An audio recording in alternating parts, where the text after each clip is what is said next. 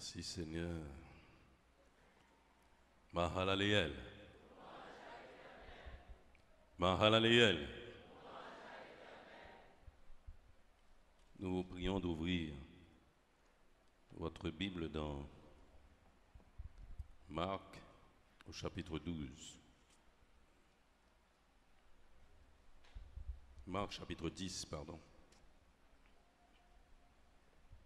Je vais lire pour vous les versets 13 et 14 que je vais vous demander de reprendre. Marc chapitre 10. On lui amena des petits-enfants afin qu'il les touchât. Mais les disciples reprirent ceux qui les amenaient. Jésus, voyant cela, fut indigné et leur dit : Laissez venir à moi les petits-enfants et ne les empêchez pas, car le royaume de Dieu est pour ceux qui leur ressemblent. Si vous avez cette portion, nous vous prions de lire Marc.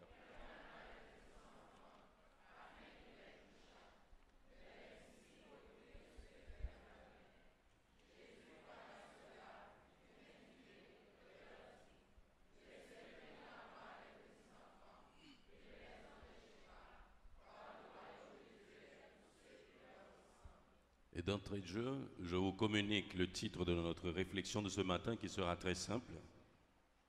Un cœur pour les enfants. Un cœur pour les enfants. Aujourd'hui, selon le monde, est considérée comme la journée internationale des enfants.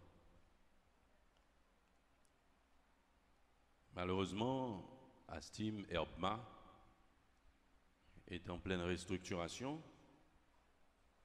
mais en temps normal, les enfants ont leur présentation du haut de la chair. Mais Dieu nous amène ce matin à réfléchir concernant ce passage que nous lisons ou que nous disons même à chaque fois qu'il y a présentation au temple dans l'église.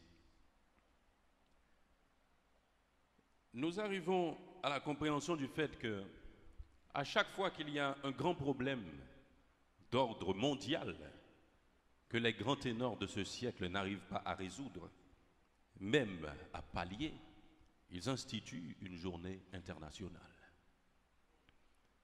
Et beaucoup d'argent est dépensé, des campagnes publicitaires qui ne mènent à rien, à aucun changement, aucun progrès. Et pourtant, c'est des célébrations et des millions se dépensent. La situation des enfants au niveau mondial, mes bien-aimés, n'est pas une situation heureuse. Des documents datant de 2016 de l'UNICEF nous laissent comprendre que 168 millions d'enfants travaillent pour gagner de l'argent. Se trouver en train de travailler dans l'enfance signifie être privé de son enfance. 115 millions de ces 168 sont dans des activités à haut risque. Vente de drogue, prostitution. Ils travaillent dans les mines pour extraire les métaux précieux de la matière importante pour les richesses, les grandes richesses du monde. Et environ 300 000 de ces enfants sont enrôlés dans l'armée, armes à la main, en train de faire la guerre. La situation des enfants, mes bien-aimés, c'est pas facile. Et ceci au niveau mondial. Et nous vous invitons ce matin à imaginer votre vie sans cette tranche qu'est l'enfance. Pas la tranche d'âge chronologique de 0 à 6 ans, de 0 à 7 ans.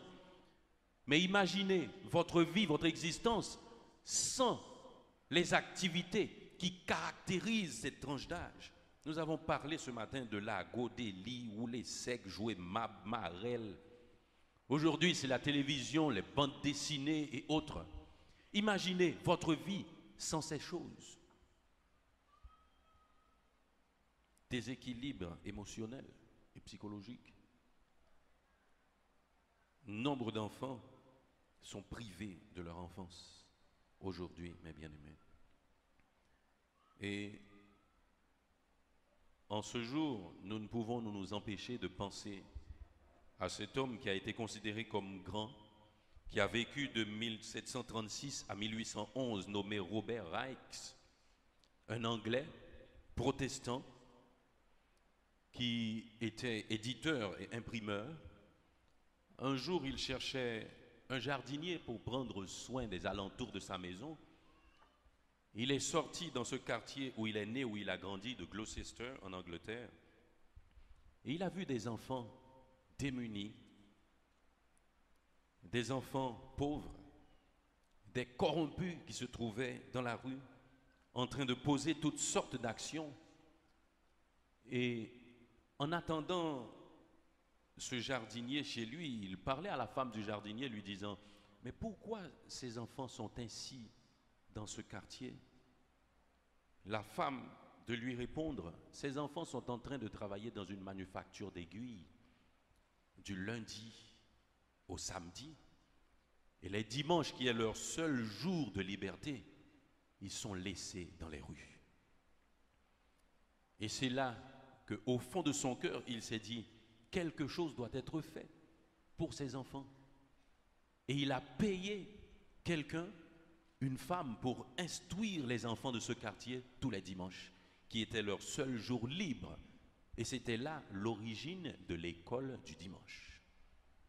Ce type se nommait Robert Raikes. Il a eu un cœur pour les enfants. Il ne les connaissait pas. Il n'était pas de sa famille.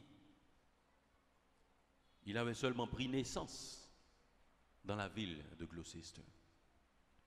Il s'est occupé des enfants. Aujourd'hui encore, on parle de Robert Raikes comme l'instigateur de l'école du dimanche dans l'église protestante.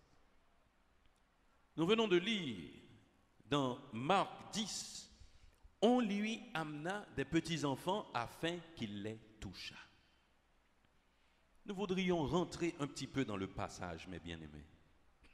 On lui amena des petits-enfants. On est un pronom indéfini qui désigne une ou plusieurs personnes, qui désigne n'importe qui. Quand on ne sait pas exactement de qui on parle, on utilise ce pronom indéfini « on ». On frappe à la porte parce qu'on ne sait pas encore qui c'est. On dit, quand on parle d'une déclaration d'un auteur inconnu, on utilise « on » parce qu'on ne sait pas de qui sont les paroles, de qui est la déclaration. On a pour signification donc n'importe qui, sans nom, sans renommée, persona non grata, sans référence. On lui amena des petits-enfants. Était-ce des parents qui les amenaient? La Bible n'a pas précisé, mais on lui amena des petits-enfants. Était-ce des gens capables ou incapables? Des tuteurs, des gens qui protégeaient les enfants? La Bible ne l'a pas précisé. On lui amena des petits-enfants. Cela nous laisse comprendre quelque chose, mes bien-aimés. En tant qu'enfants de Dieu, nous devons donc développer un cœur pour les enfants. Sans tenir compte de leur origine, nous devons, avec bien sûr toutes les mesures de prudence, mais avoir un cœur pour les enfants qui n'ont pas pris la décision de naître, qui se sont retrouvés sur la terre abandonnés, démunis, dans un état pitoyable. On lui amena des petits-enfants. Et c'était quoi la réaction des disciples? Les disciples reprirent ceux qui les amenaient. Bien-aimés, nous comprenons que ce n'étaient pas des disciples qui avaient amené les enfants à Jésus, puisque la Bible nous précise que les disciples ont repris ceux qui amenaient les enfants. Et nous nous posons alors cette question. Un disciple ne suit-il pas son maître?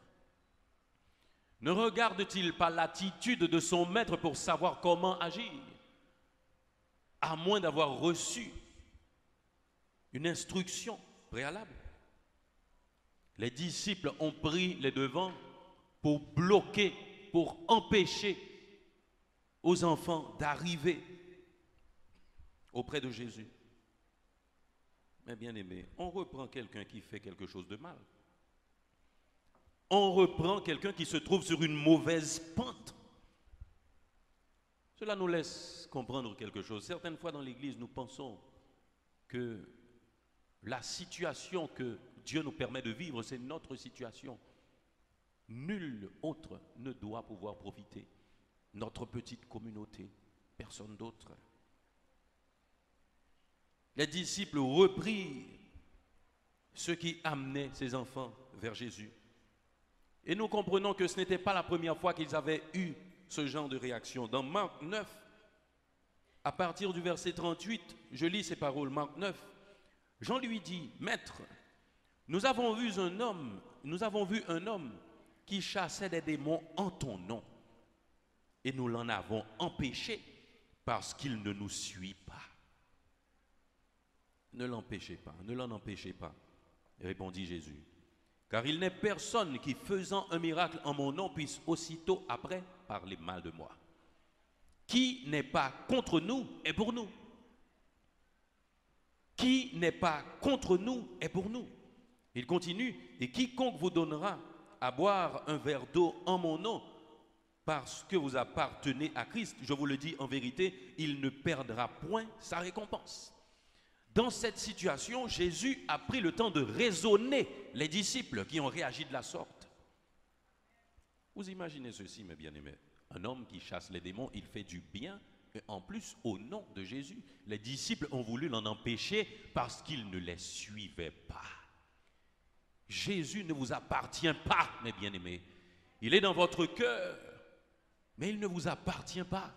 Il appartient à tous ceux qui le reçoivent et marche selon sa volonté. Et si dans la première circonstance de Marc 9, Jésus a pris le temps de raisonner les disciples, allons voir la situation dans Marc 10. Le verset 14 me dit, Jésus, voyant cela, fut indigné. Dans Marc 9, il a pris le temps de les raisonner, mais dans Marc 10, concernant les enfants qui devaient venir à lui, il s'est senti indigné. Vous imaginez ce que ça veut dire quand vous méprisez un enfant, mes bien-aimés? Peut-être parce qu'il est sale. Peut-être parce que vous ne connaissez pas ses parents. Vous ne savez pas de quelle famille il vient, il descend. Vous méprisez un enfant qui n'est pas responsable de son sort. Ça produit l'indignation de notre Seigneur. L'indignation, c'est donc le sentiment de colère que soulève une action qui heurte la conscience morale et le sentiment de la justice. Jésus s'est donc senti touché dans sa conscience morale et dans son sentiment de la justice quand les disciples ont voulu empêcher ce qui amenait les enfants vers lui. C'était comme empêcher Jésus de vivre sa vraie nature, d'accomplir sa mission qui est d'être là pour les faibles, pour les abandonner, pour les laisser pour compte. Les enfants, mes bien-aimés, nous devons les regarder avec d'autres yeux. David a écrit dans le psaume 68, « Dieu donne une famille à ceux qui étaient abandonnés. » Dieu donne une famille à ceux qui étaient abandonnés. Cette famille, mes bien-aimés, ce n'est pas une famille d'extraterrestres. Cette famille, ce n'est pas une famille d'anges, mais c'est la famille des enfants de Dieu. L'Église, Dieu donne une famille à ceux qui étaient abandonnés. À l'intérieur de cette famille, ceux qui s'y réfugient doivent trouver la joie, doivent trouver la paix, doivent trouver l'amour, doivent trouver l'affection et l'attention qu'il faut. Dieu donne une famille à ceux qui étaient abandonnés. Nombreux sont ceux, mes bien-aimés, qui ont fréquenté une église pour raison de proximité.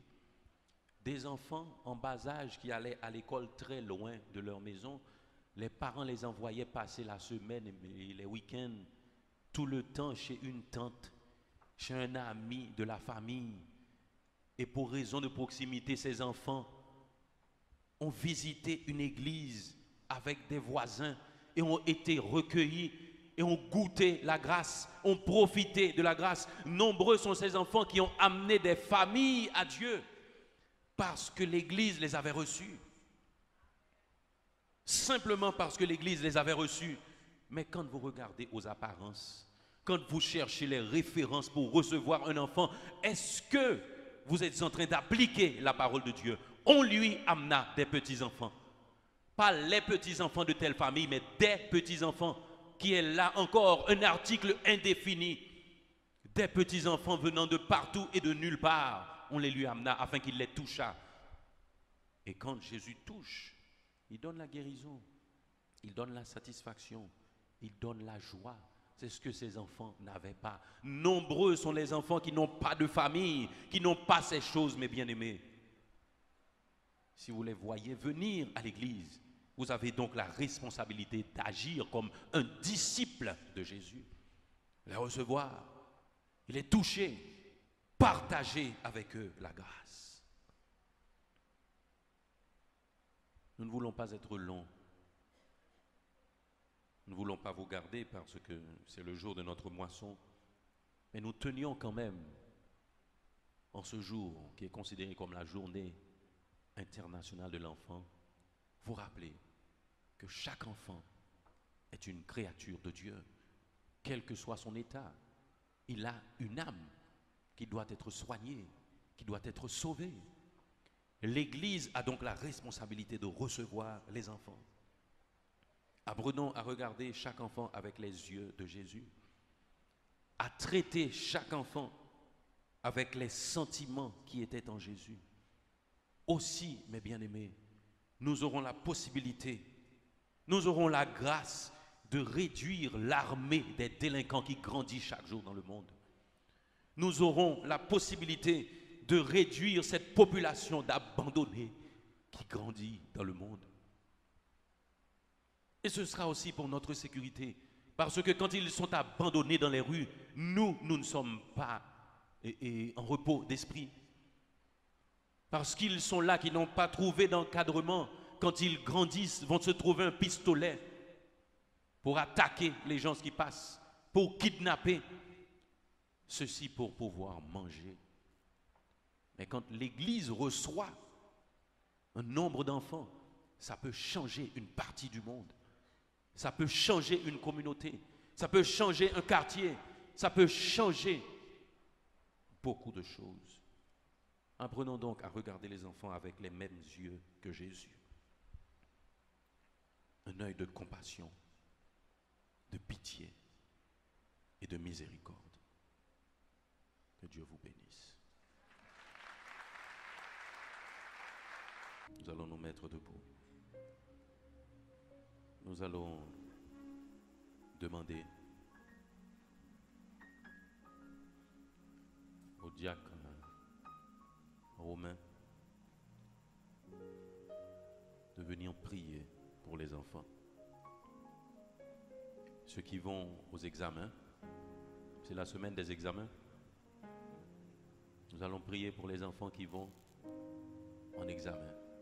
Même s'ils se trouvent à Herba, même s'ils sont loin, la prière n'a pas de barrière. Nous allons unir nos voix avec notre bien-aimé frère pour bénir les enfants.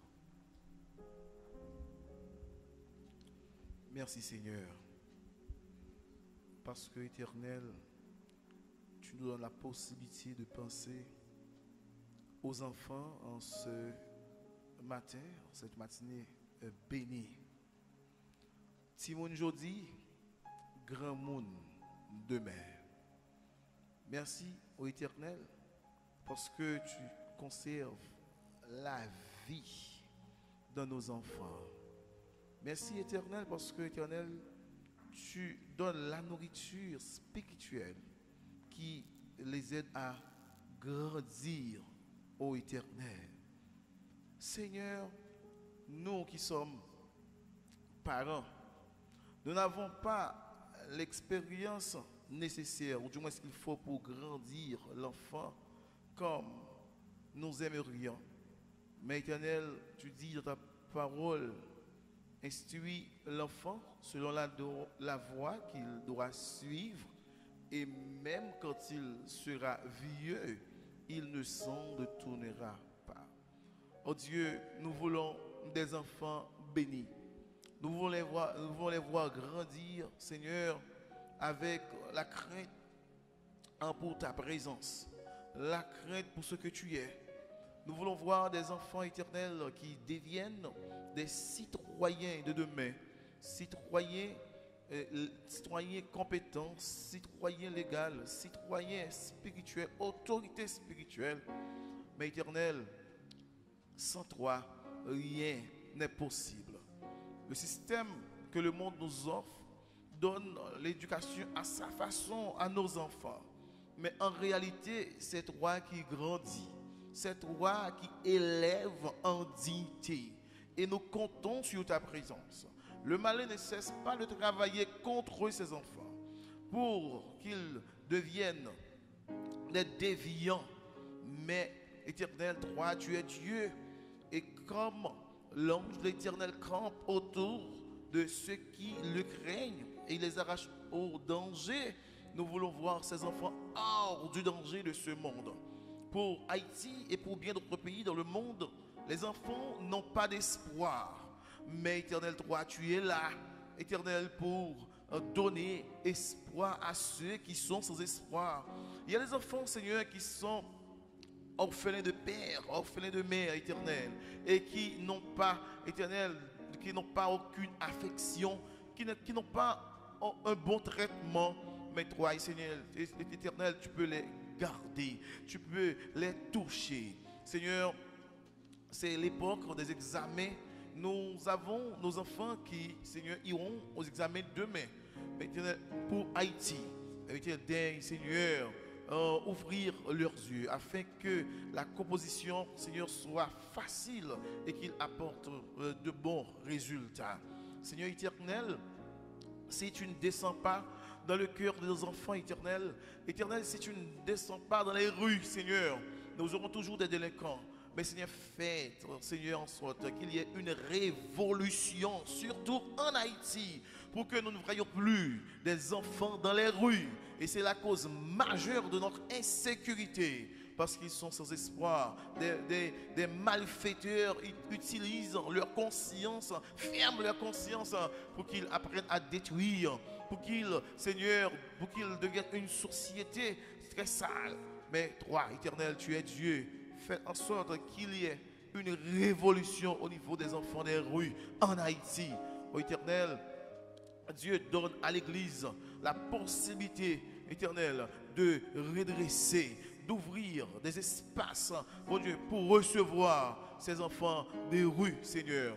En ce sens, en te disant merci déjà, éternel, pour Sema qui commence son travail. Et j'espère que ce travail va arriver jusqu'à ces enfants qui n'ont personne. Dieu, tu es Dieu.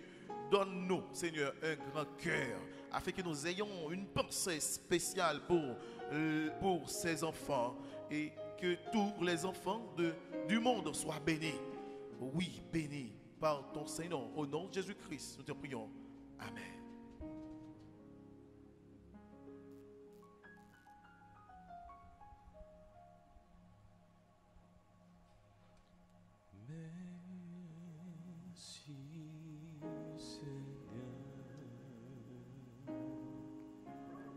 Merci Seigneur,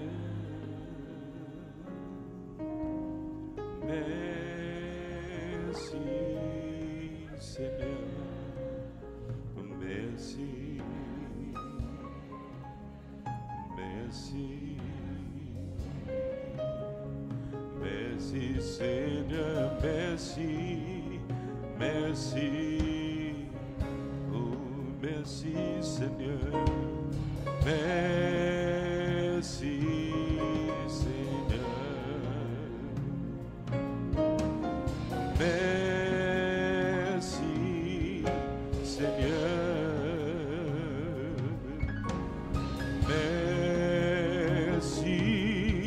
Seigneur, merci, merci. Merci Seigneur, merci, Allah ou God.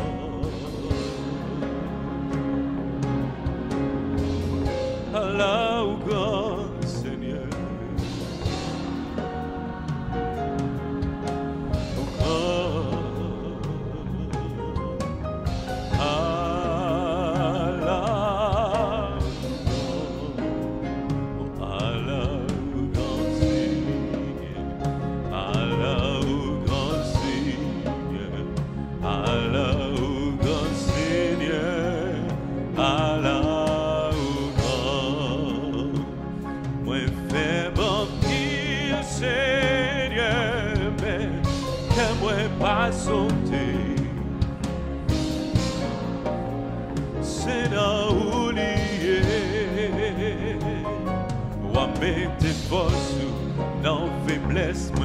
Fais-moi camper, fais-moi marcher. J'entends moi rêver, moi fais bambi. Oh, mais qu'aime-moi pas sauter, parce que sous force, moi, c'est là où lié. Moi, mettez force, moi, fais-moi camper. Oh, je t'en prie, ou mettez force ou non faiblesse, ou fais-moi camper, fais-moi marcher, je t'en prie.